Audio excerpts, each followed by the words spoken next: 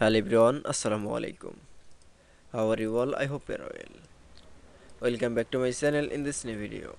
Today's video, how to brightness PNG image in Photoshop. So get ready started. At first open your Photoshop document. Now you can see brightness PNG image. Now I'm going to the file menu option. Then now I open inside the PNG image. Now going to the image option. Now select from adjustment. Now click from brightness option. I can see then we show the new interface and brightness and contrast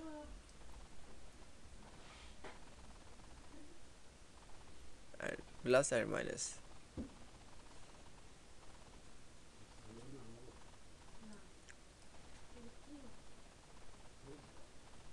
Now click OK. That it's.